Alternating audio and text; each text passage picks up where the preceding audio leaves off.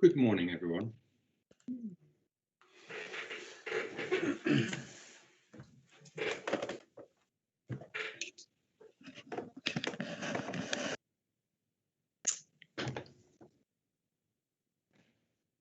Okay, Councillor Coburn, we are live. Please go ahead.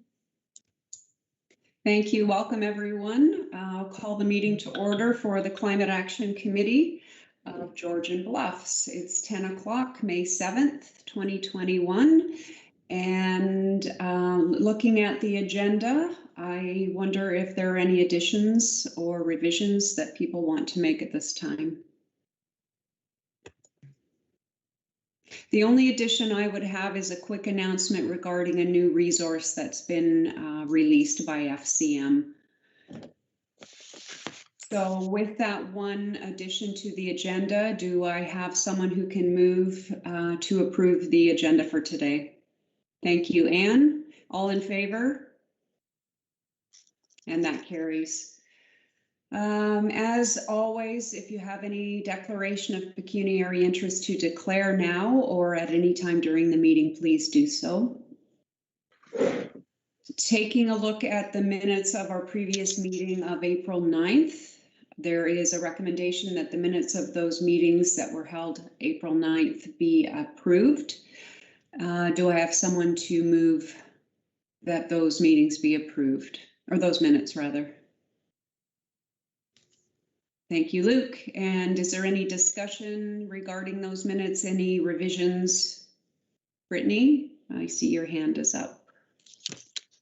Thank you, Chair Coburn. I just wanted to note that our planner, Jen Burnett, was present and she is not listed as being present. So the minutes will be amended to reflect her attendance at that meeting. Okay, thank you. Any other changes to those minutes? Seeing none, I will call the vote to approve the minutes of the Climate Action Committee meeting held on April 9th. All those in favor? And that carries. Are we missing Bob today? Yeah. Okay. And I haven't heard from him. I know that he communicated with John, I think yesterday. Yeah, I don't know what's happened. Okay. I know he is kind of still getting used to some new technology. So that whether that could be it, I don't know. Right, sign of the times. Okay, well, we'll keep an eye out for Bob and admit him, hopefully when he shows up. So moving on with the agenda, I don't see any presentations listed or delegations or correspondence. There are no staff reports. And for public question period, Brittany, have there been any questions submitted by the public? There has not. Okay, thank you. Moving on to unfinished business 10.1. That is an update for our committee work plan, and I would turn this over to Luke, if I may, to give us that update.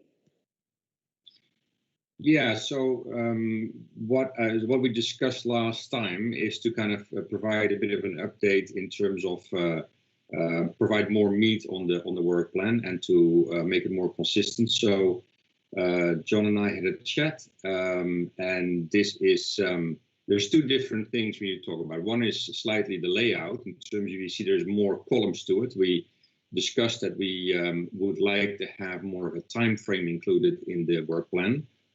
So what I did is went back to at least precise dates where some of the action items were actually completed. So that's the dates that you see in that column, up, to date basically, and then did a rough outline of some milestone dates or some due dates as we move forward. The challenge, of course, is a lot is depending on budget and the council decision in terms of can we go forward with the formal participation.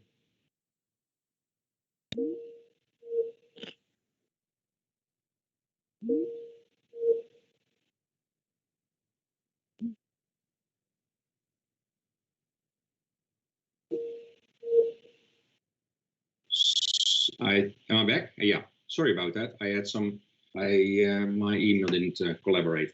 In terms of the dates, I do think we need to have another kick at the can at the time when we have more clarity about availability of budget and what that means for participation in PCP and BARC. So that's to be completed. And then John made a good suggestion in terms of had a number of good suggestions, obviously. One is, can we prioritize and distinguish between mitigation and adaptation? So I made a first effort to highlight that. And as you will see, to date, we have focused our efforts largely on both. But then also, what's the level of effort required? And I did a very high level, low, medium, high level of effort required. Again, very much open for discussion. Yeah, I guess I'm on. Okay. So it's Bye. Hi. And so not much has changed in terms of substance. It's been more focused on form and took out some duplication of efforts.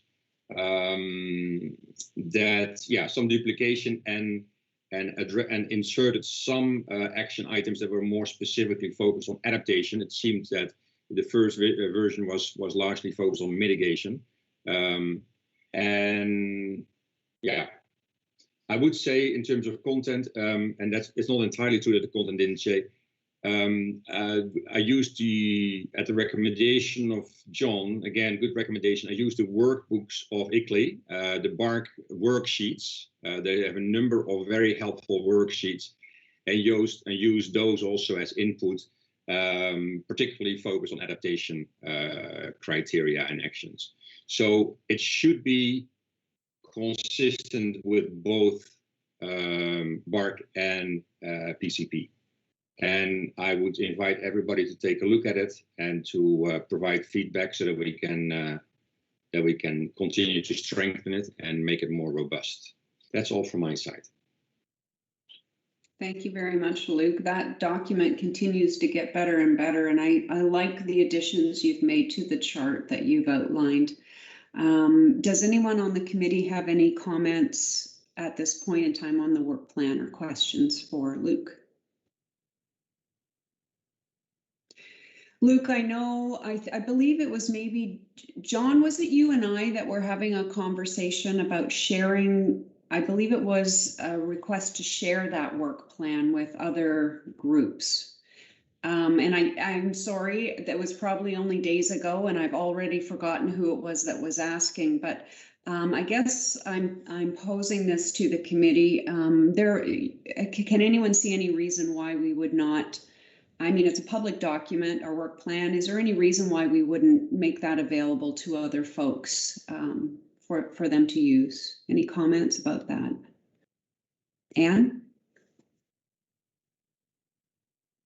The only criteria that I would put on sharing it is that if they see any things that we have forgotten or could improve it, that they would share it back with us.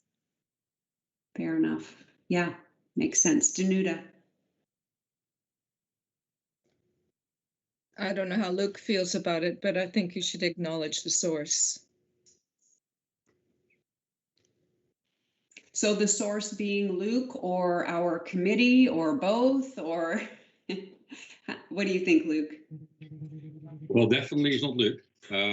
If anything, it should be the committee. But I also I like the idea of, I mean, we did it a little bit initially to also have a bit of a track record, right? And if this is useful for other groups, I would love it if particularly John takes another hard look at this, but everybody, of course, to make sure that before we make it public, that it has the rigor that we want it to have.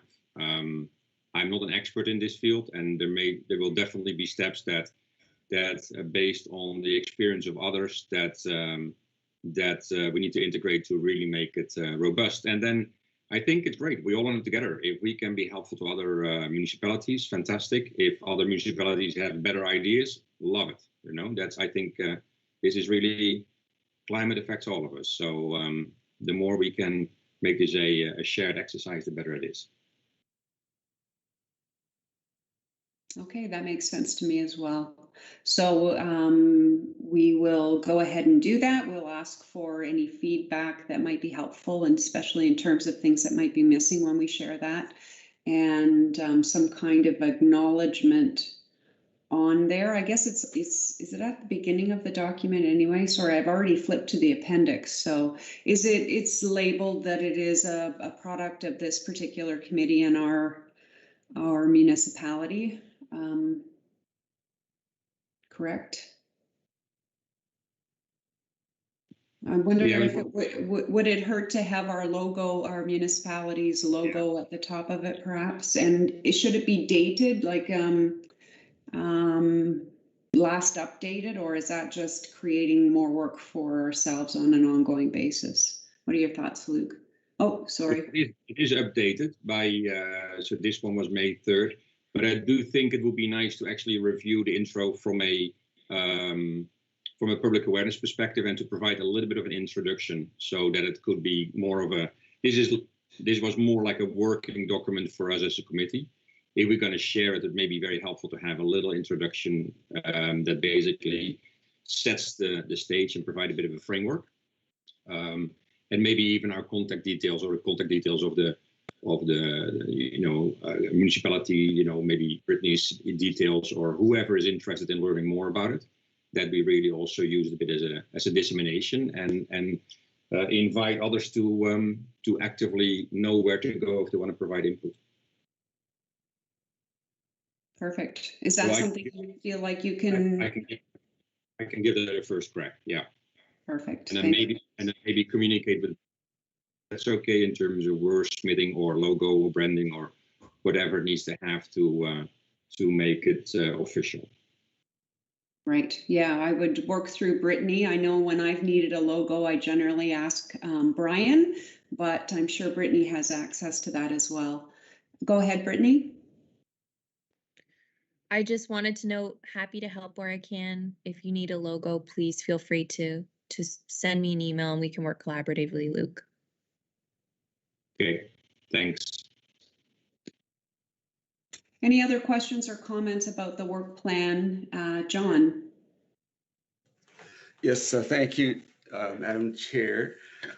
And then going forward and sharing this, it seems to me that I always have the most updated version embedded as part of our agenda items. So I wonder if there's a mechanism where we can just access the document itself, as opposed to having to copy it, remove it, and then massage it and put it into a separate document. Right. I wonder if it could appear on the municipality's website as a standalone document. And I know, Brittany, we've talked about doing this with our website, and recognizing that staff is very, very busy and working shorthanded at this point in time. But I think the hope is that we can have a climate action section of our website where our minutes would be housed, as well as this standalone work plan document and any other documents that we produce along the way. So Brittany, you go ahead and comment on that if you don't mind. Thank you. We actually have the page ready to go. It's developed and just sitting in the back end awaiting budget approval. So as soon as the bylaw is passed on Wednesday, we can have it go live and start uploading all of these resources to that page. Okay, thank you. Any other comments or questions regarding that work plan and how we can use it? Okay, I think we're good to move on. And welcome, Bob. I know you've been here for 10 minutes already, but I didn't get a chance to say welcome earlier. So glad you could loop in. Yeah, thank you. I'm always fighting with the computer, it seems. Yeah. A sign of the times. No, it's a sign of my age.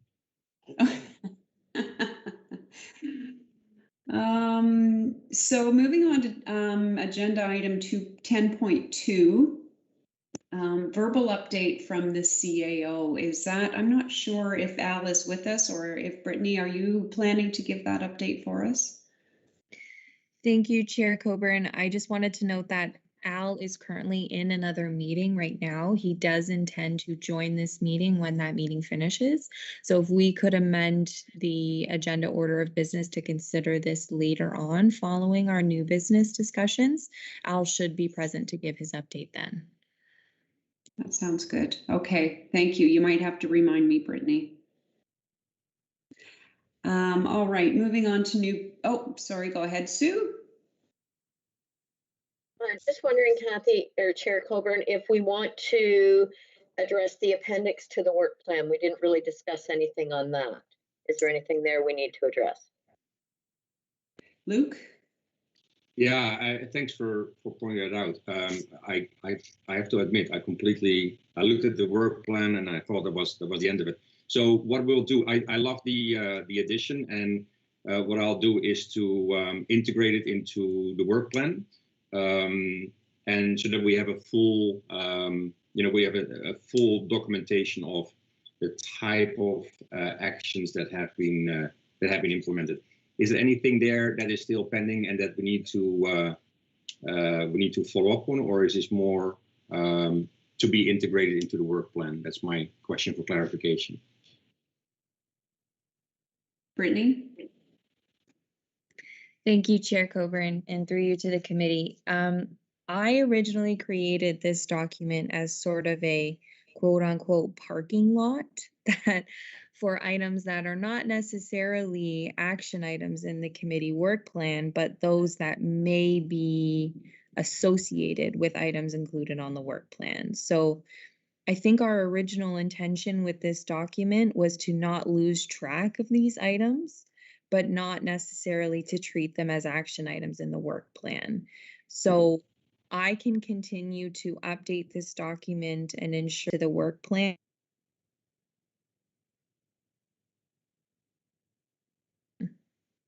Thank you, Brittany. If the committee doesn't mind me offering an opinion, I would agree with that. I think the items listed in the appendix are specific to a climate action plan as opposed to a committee work plan.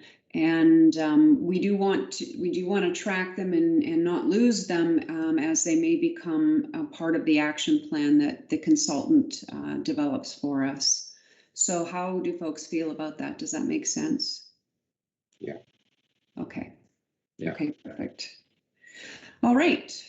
So we'll come back to our update from the CAO at a later point in the meeting, and we'll move on to new business now.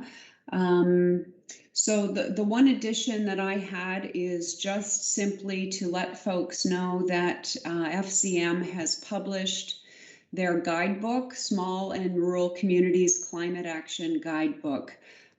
Sue and I attended a webinar a few days ago to sort of roll out that guidebook facilitated by, I think it was FCM, and just letting us know what the different sections of that guidebook are, and that can be accessed online. I think it's a pretty basic guidebook. It's not going to be anything earth-shatteringly new, but it's nice, I think, that it focuses on what small and rural municipalities can do in practical terms to fight climate change. Sue's just holding up a copy of it there. And it gives specific case studies and examples from communities that we can probably relate to, at least to a certain extent. So I'll just leave that at that, and you can access that resource as you deem necessary. Go ahead, Sue. Thank you, Chair Coburn. I was just going to say, I have that saved as a document on my laptop. If anyone wants, it might be easier just to share it, because I know I had a hard time finding it when I went online and had to backtrack a bit. So if anybody wanted that document shared, I could do that. Sure, yep, fire out the link. I did take some notes on the webinar and included the link, but I don't know how helpful the notes really are, because the guidebook itself is so fairly simple and practical. It makes sense just to refer to that. So we'll have Sue send out that link to the committee. Okay. I will do that. Probably wouldn't hurt to CC the council members as well, in case any of them want to become updated on what's happening out there. I can That do was that your, as well. thank you. Yeah. That's what you were going to say as well, Anne? Okay, perfect. And Brittany, I see that your hand is up. Go ahead. Thank you. I just was going to request the same, that a link be provided, as it sounds like that might make a good resource for our new page when it goes live. So I will ensure that that's uploaded to the climate action page once we get it going. Okay, perfect. Thank you. Okay, so looking at the new business items. These actually came from our vice chair through me to Brittany to include on the agenda. So we wondered about having a bit of a discussion on these two items. The first one being, what climate actions can we promote now within our municipality that don't cost us anything? And with the suggestion that we perhaps look at other municipalities' work and what they're implementing right now, such as West Grey, and identify those actions that we could be encouraging as a sort of a starting point, even if it's just around more education and awareness with ratepayers or council members themselves. But I wondered if we could have a discussion about that and maybe generate some ideas. Does anyone have any suggestions? Deputy Mayor Carlton?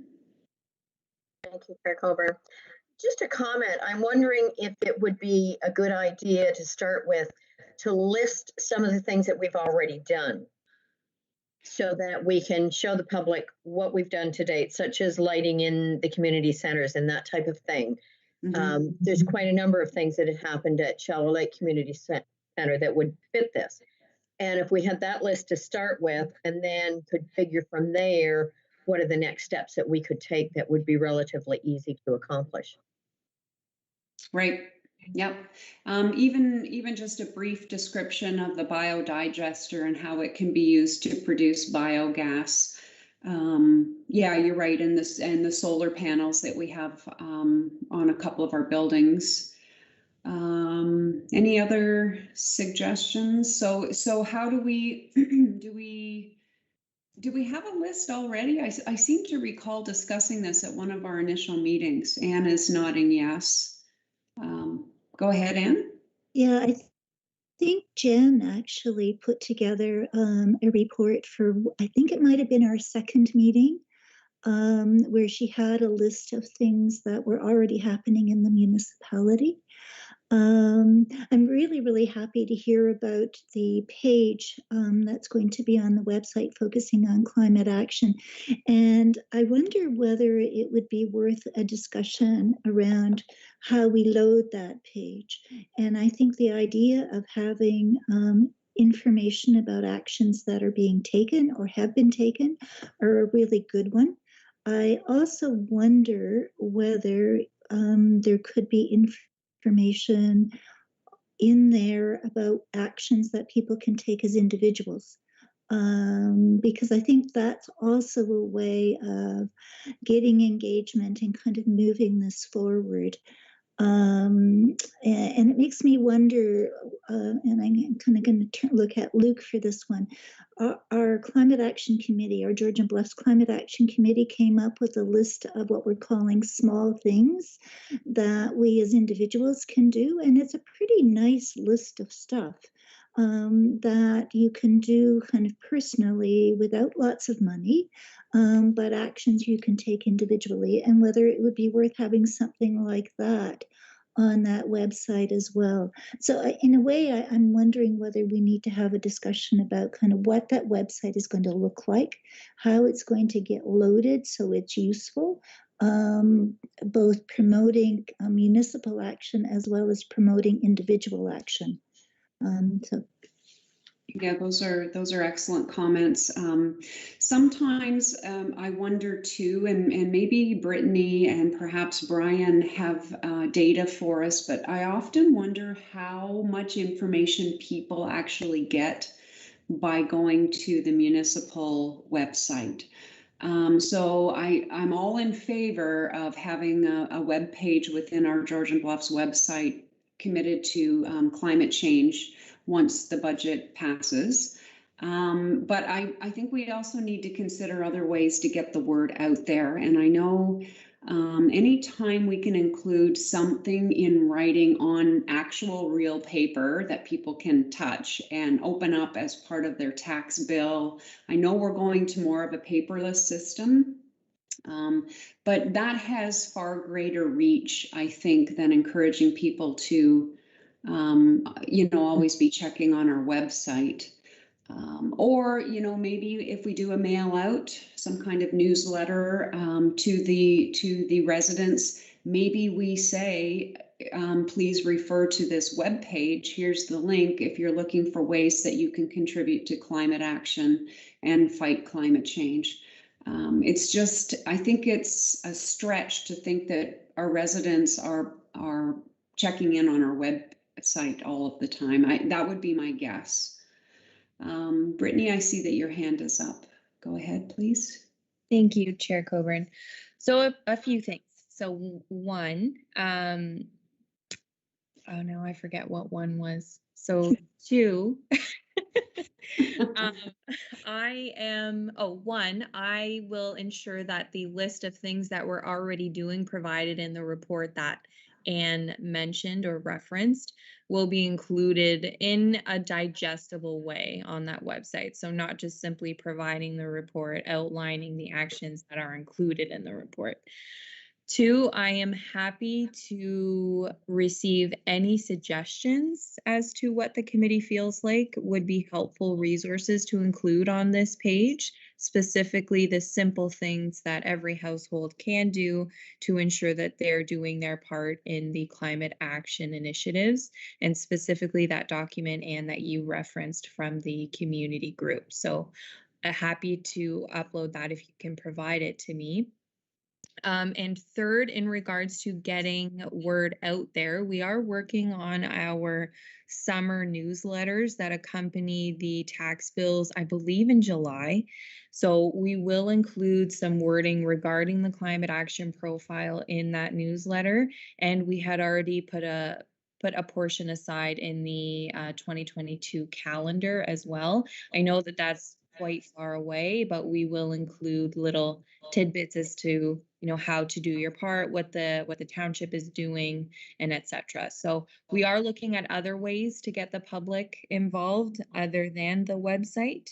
But after the website goes live, I will send a link to this committee, and please provide any feedback as to how we can make it more digestible or whatever information you feel is excluded that should be included. That sounds good, Brittany. Thank you so much for that offer. That sounds like a lot of work on your part, and we appreciate it.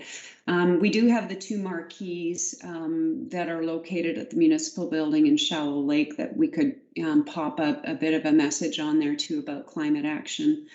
I would just ask, if I may, that any resources that are being sent to Brittany be vetted. It's really, really important, I think, that the resources that we supply be evidence-based and from the most credible sources. The last thing we want to do is to send people down a rabbit hole of misinformation, and I don't know how we do that. If there's someone on our committee here that is skilled at deciphering between good information and poor information, or do we just bring resources back to the committee and all of us make a decision at that time? What are your thoughts around that? Anne? Actually, my hand was up actually to mention the calendar, but Brittany beat me to it. So thank you for that. I think that's a really excellent way of getting some information to the group. I think we've got some good good thinkers around this table. Can this table be used to do the vetting? Okay, so in that case, we would have the suggested resources come back for review and approval as part of an agenda. Is that what you're suggesting, Anne? I wonder about that, or could it be a task that the committee can do kind of away from this table and then have things endorsed? I mean, I see that as, we send it out, we do an email stream, and then kind of we've got, people have looked at it and it's been vetted and supported, rather than kind of have each item have to be kind of formally read at the committee table. Perfect. And I agree. That will save us some time at the meetings for sure. I suspect there's already a fairly decent list of credible sources that's been developed for other climate action groups and networks. So we can draw from that for those of you who have those connections. Luke. Yeah, I agree with the ideas. The only point I would like to make is that we are already we are part of the converted. And I do think that we want to be really clear that what we put out is not putting people off in, it may be scientifically correct, but the way how we phrase it may be just rubbing people the wrong way. So, and we saw that with some of the op-eds that were actually factually correct, but it was just, it just didn't fly the way it didn't come across as intended.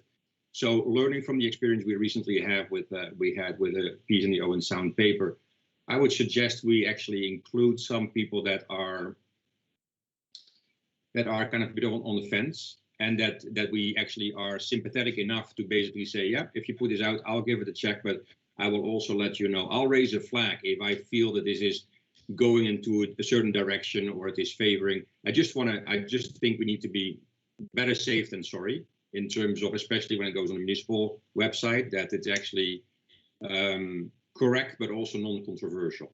And that we don't, because these things can become all of a sudden a lightning rod, and it takes away from the discussion and the point that we try to get across. So that's the only thing. We need to kind of, and I don't think it's about self-censorship, but it is about how are we most effective in reaching the most people we can reach, and not to be, that the agenda isn't hijacked by someone or people who are genuinely disagreeing and offended, and that, I think we don't need that, especially in this early stage. Yeah, those are good points. Exactly. So it's about the correct messaging, or the factual messaging, but also the best information that we can provide at the right time. So sorry, Luke, are you proposing that we include someone in that review that might be somewhat ambivalent? Yeah, I would think we want to have someone who says, I actually know how some people may look at this, and I know it wasn't intended like that, but they will take issue with the way it's phrased, so that we have just another layer of quality control, I would see. But someone who is a little bit more on the fence. Yeah. Okay. Do you have some recommendations in terms of how that? No. Others? Do others? Sorry. Go ahead, and maybe have some ideas. Okay. Well, what I'm wondering about is we've got a meeting coming up, I think it's this coming Monday, of a number of people that are interested in writing material to promote climate action, and whether we could, through that group, create a bit of a readers group that we make up of, as Luke says, tent sitters, that depending on what the topic is. And I'm thinking actually the one that we kind of raised hackles with was around agriculture. If we could pull together a group of people within a farm community, that if we're talking about food production, we could fly it to them. or if we're talking about gardening, we have a readers group that focuses on that we can send out to that group. Recycling is another one, waste management. So if we could get possibly some targeted reading groups around issues, and to say, you know, here's what we're thinking about. Could you take a look at it? Look at how we're wording it. Does it make sense? Is it viable? Are we going to create lots of upset, or is this something that is usable? So, Luke, I think you're going to be part of that meeting coming up on Monday. Whether that would be worth putting on the agenda for that, because that whole focus of that Monday meeting is providing material that we can send to media or whatever. So I think it's important that that material is the same as the material we're talking about for the website, has been vetted, is viable, is accurate, but it also is going to be accepted and received well. Okay, so fair enough. So we will, you're recommending then that we leave that discussion for that meeting on Monday, and then will those reviewers be sort of informally decided upon, or will we just see how that discussion goes on Monday? I guess my reaction is that those reviewers would be informally decided on based on what we're rating. Yeah. Yes. Okay. Thank you. I'm going to you next, Deputy Mayor Carlton. I see your hand is raised. Thank you. A couple of comments there. The one item that I had sent out recently, I sent to the group because I didn't feel I wanted that going in onto our committee meeting where somebody reads that and goes, oh, now they're saying that there isn't the hydro infrastructure there. That there were some points made in that document that I felt we needed to be aware that this is how some people are going to speak, what they're going to think of, so that we are prepared with answers going ahead. So I think the idea of sort of an informal group to give us feedback so we get kind of both sides from the pros and the cons would be invaluable before we put it into one of our public documents. Another question I had, kind of going back to getting word out to people.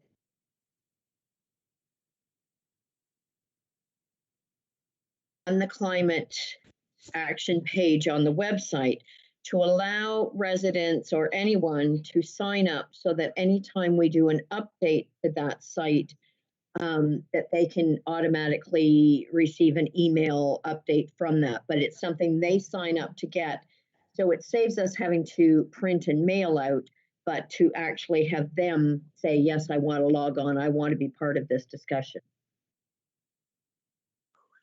Brittany, can you respond to that question? Thank you, Chair Coburn, and through you to Deputy Mayor Carlton. Yes, that's available on all of our pages right now. So what we can do is just provide some clear instructions on the page as to how to sign up for that feature. It's simply providing their email address, and then they receive a notification every time a change is made, similar to those that have subscribed to our calendar events that receive notification on a weekly basis of agenda materials.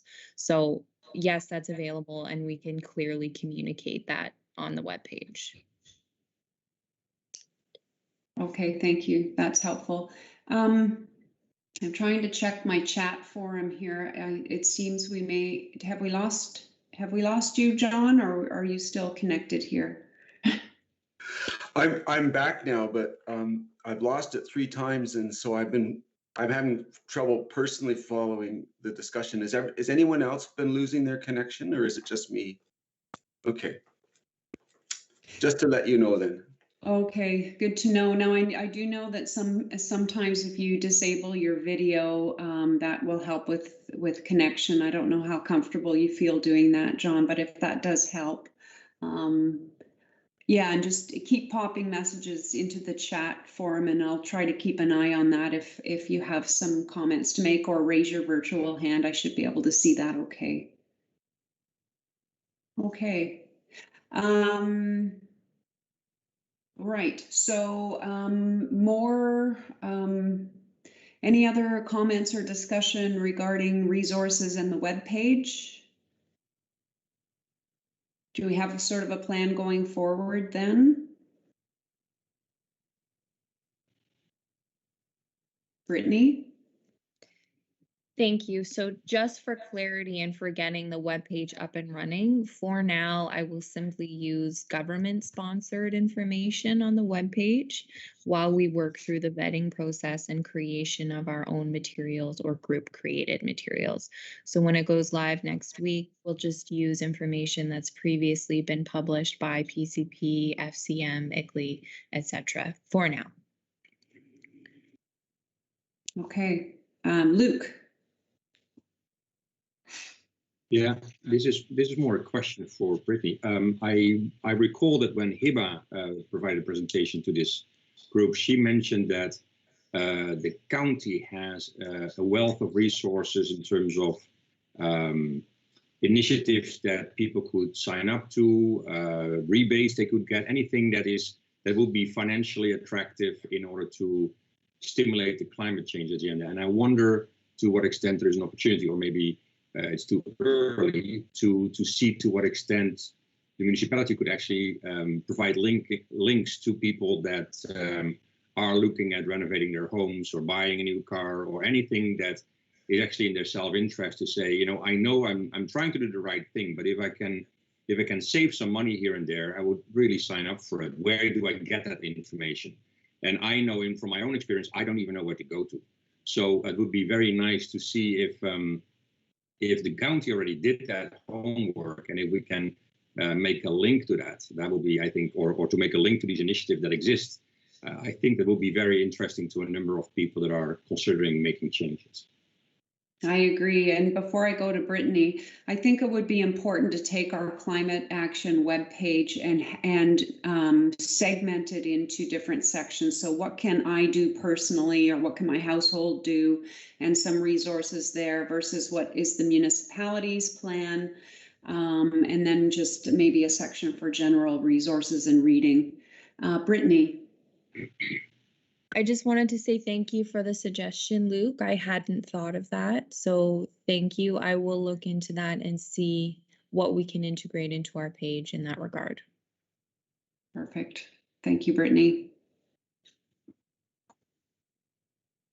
Okay, any other suggestions in regards to resources? Danuta? Sorry, I was thinking when you asked in regards to resources, I wasn't what I was putting my hand up for, but any other suggestions as far as things we could do? Yeah, I mean, I think we can move into that. What climate actions can we be undertaking now as a municipality? Beyond what we've talked about, right, which is awareness and education. That doesn't cost us anything except for staff time, of course, but are there other small things that aren't costly that we can be promoting right now before we apply for funding or hire anybody? Did you have some suggestions then, Danuta, for that? Yeah, there's one really easy one, and we purchased a green cone from Bruce County, and we went to Port Elgin to get it a few years ago.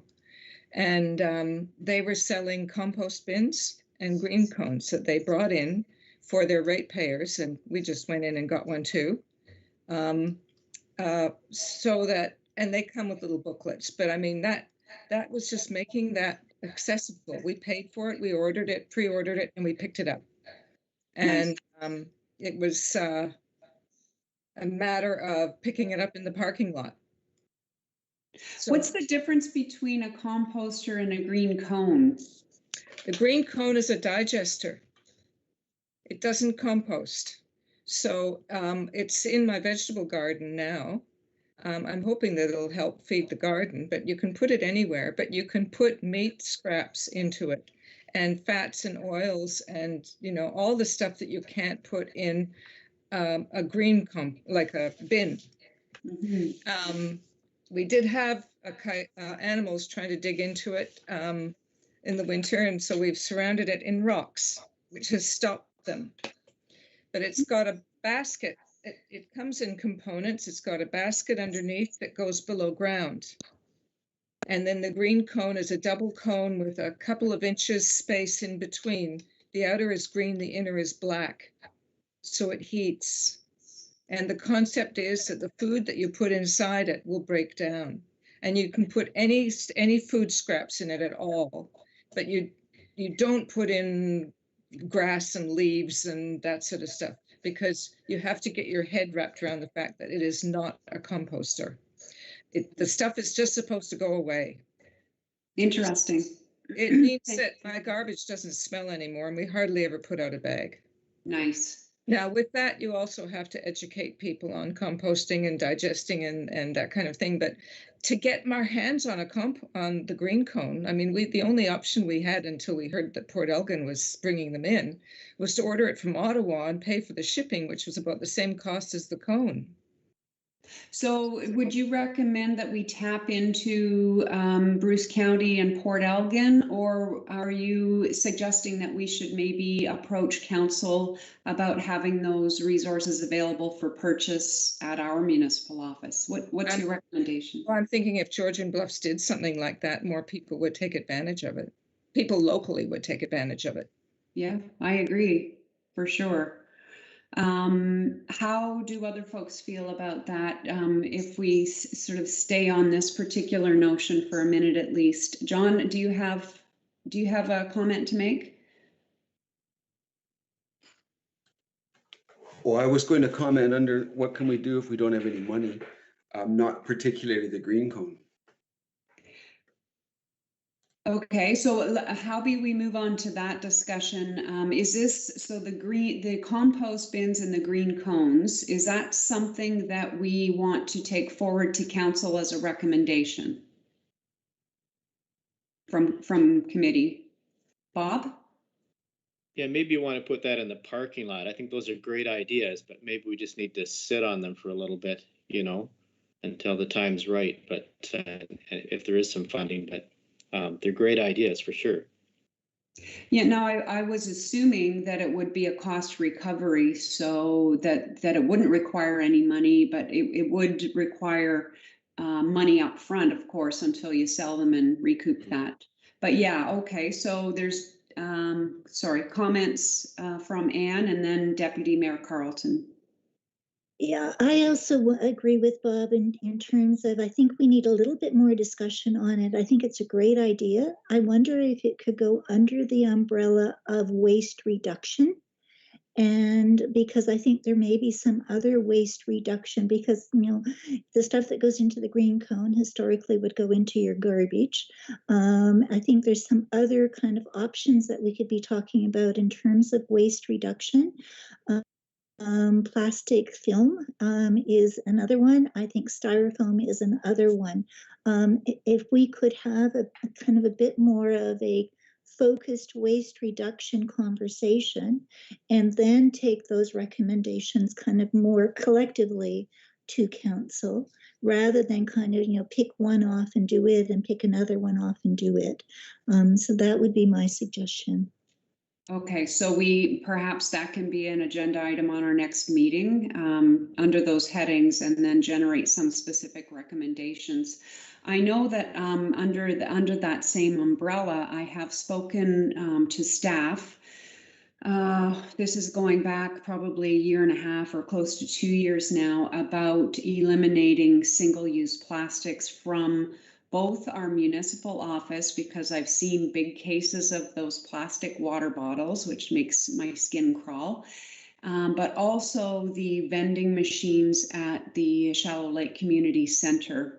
And what I was told, again, going back almost 2 years ago now, is that we have a contract with those suppliers. And so financially, it may not make sense to disengage and break with those contracts, but I don't want to miss an opportunity from this committee to recommend that we don't renew those contracts. So maybe that's another parking lot issue that can go on that appendix for us to consider. I would just hate to think that that gets renegotiated in the course of day-to-day business and then we're stuck.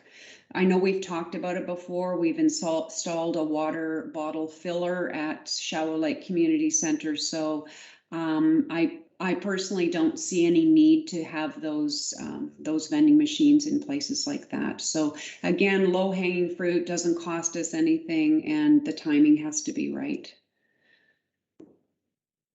Okay, and Sue, your hand is up. I'm not sure if that's from before or if that's current. Go ahead. No, that's current from now. I did a quick search about green cone digesters, and I think those look really very interesting. I know the township in the past has had regular black composters there available for sale to the public. So I'm wondering if this is something we could look a little further into as well. And again, it would be cost recovery on something like that.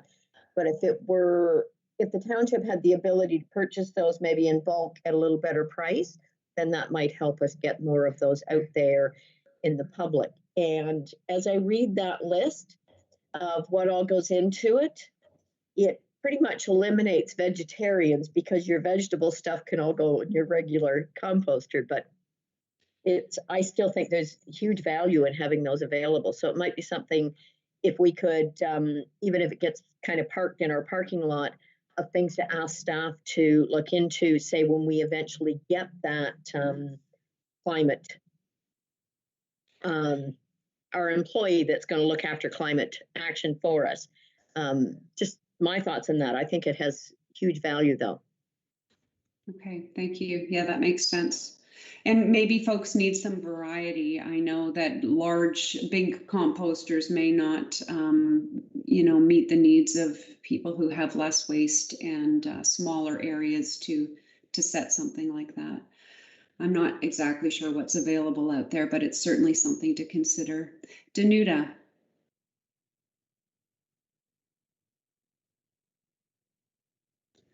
I was having trouble finding the chat. I was just going to put in that it was pre-ordered. So the cost recovery shouldn't be as much of a concern.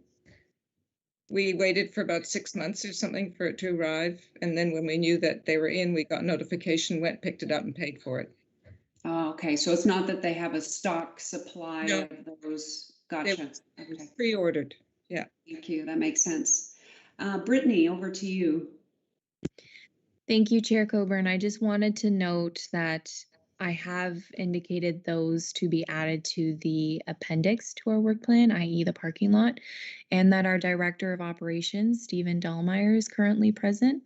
So he's offered to look into this topic for us and provide further information down the road.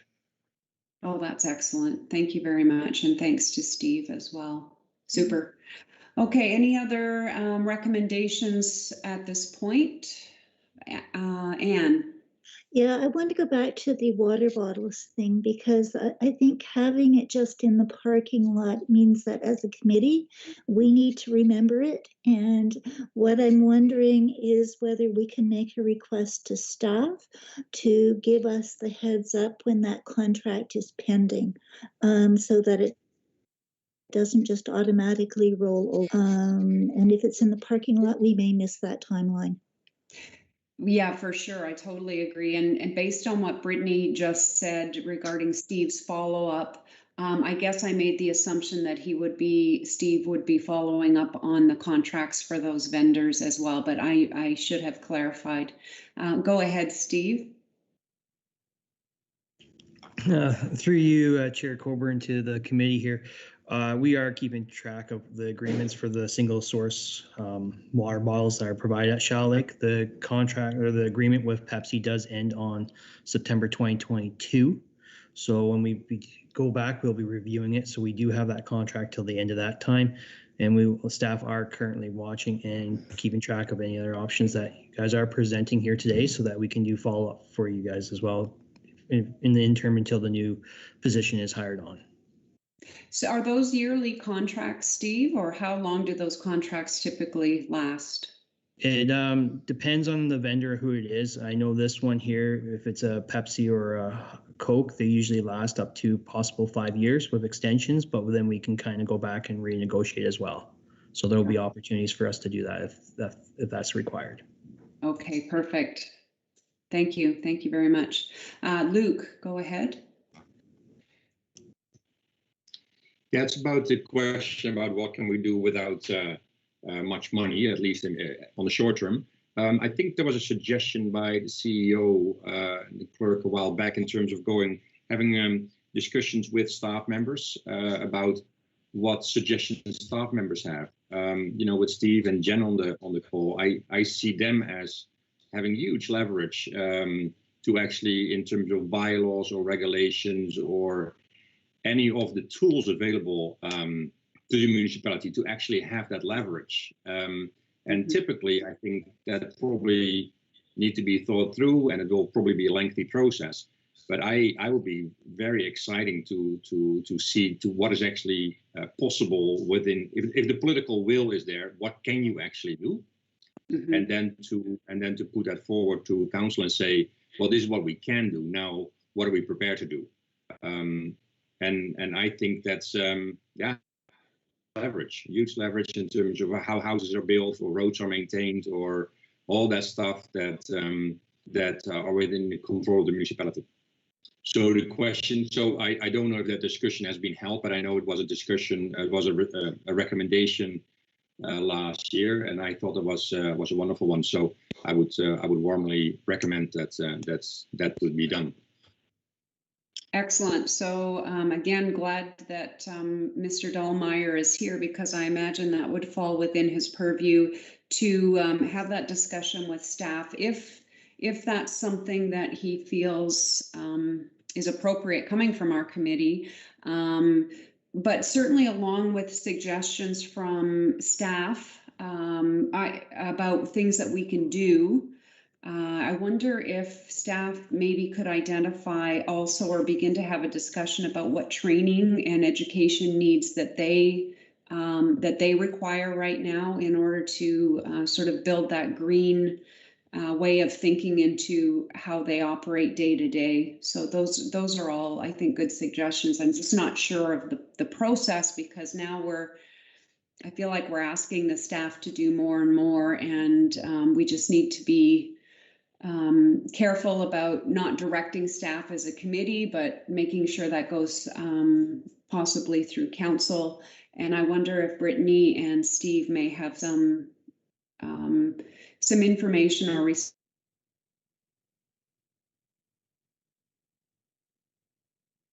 Thank you. And if I may, and to not sound like staff are trying to push off work, that's by no means my intention.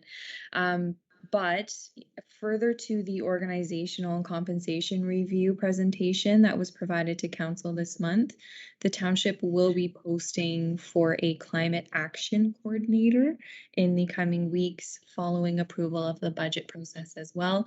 And I do see a lot of that discussion with staff being facilitated by that role, as they will likely have the knowledge to direct staff or provide information to staff as to what we can be doing from a process and policy level to improve our climate action initiatives internally. So again, to not push off this profile, but to maybe suggest that we have that individual onboarded who can then do a very comprehensive, detailed review of what we are currently doing at the township and how we can improve upon those efforts. And you are correct, Councillor Coburn, that position will likely be a party within the operations department, therefore have the opportunity to be a participant in the waste management profile and how we can look at the green cones or an increased composting program, etc. So I do think that resource, that staff resource, will really assist both this committee as well as staff in identifying how we can move forward in a productive manner. Yeah, those comments are all very much appreciated. I think the way I'm feeling, and I don't intend to speak for our committee as a whole, but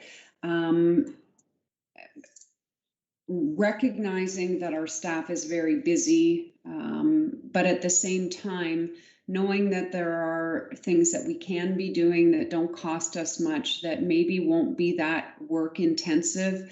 And there's always the concern, I think, that when you're looking at a process like hiring a coordinator, getting the coordinator in place, making sure the funding's in place, that we may have lost 6 or 8 months in the process, during which time there are some things that we could be doing that might make a difference to climate change. So I guess it's a bit of a balance in not wasting any opportunities, and at the same time making sure that we're using staff resources appropriately.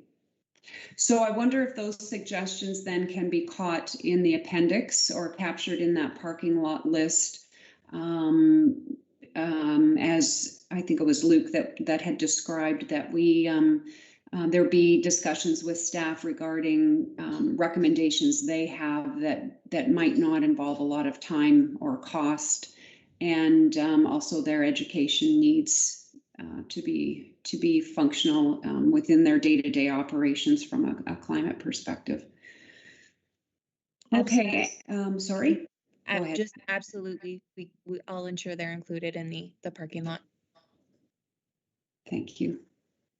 Anne, I see your hand maybe going up. Yeah, yes. And I was kind of thinking back to how I would do this when I was a manager back in the olden days, pre-retirement. And what I would have been looking at would have been to do a focus group with staff, not with the expectation that they're going to do more, but that we were going to pick their brains. And don't know whether that is something that kind of members of this committee could do now. And I don't know how the staff work. I don't know whether they have regular team meetings, either with the whole team or whether within departments, but whether this committee could facilitate some focus groups with them to start kind of thinking from a green climate perspective and generating ideas. We're just picking your brains. We're not asking you to do more work right now. Mm-hmm.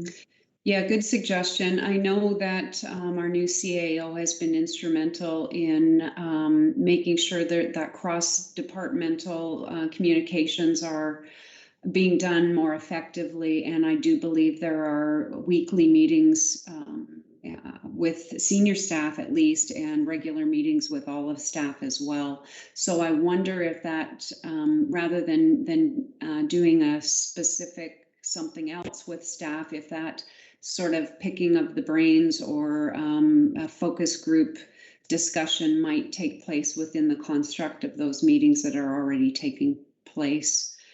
Steve, does that make sense to you? Or Brittany, do you have any comments regarding that? So the notion that we're not asking staff to do anything else, but maybe getting a sense for where they're at with this whole topic. Brittany? Thank you. And first, let me apologize. My neighbor is cutting his grass and he's being very loud, so I apologize. It's definitely a good suggestion, one that we can take away. I do know that our CAO, as you say, has been instrumental in increasing communication internally. We are also anticipating that there will likely be an all-staff meeting upcoming following the conclusion of the stay-at-home order, when we can all be together. So we can definitely look at having those discussions on a staff-wide basis, not just at the senior management level as well. That would be great. It would certainly give our committee a bit of I think I sort of feel right now that I don't know even how on board staff generally is with climate action and where they fall on that continuum. So I think that information would be helpful, and identifying what tools they need to help them move forward with that as well. Deputy Mayor Carlton. Thank you. Just to comment on that, I do agree with getting all that information from staff.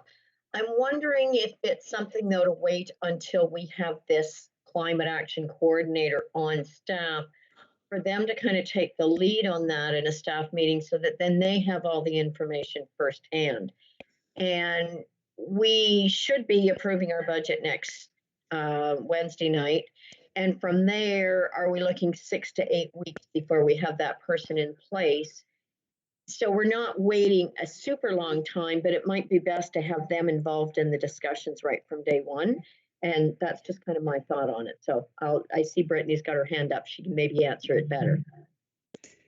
Yeah, I don't think it hurts to have some preliminary discussions so that we have that information on hand for anybody that we hire going forward.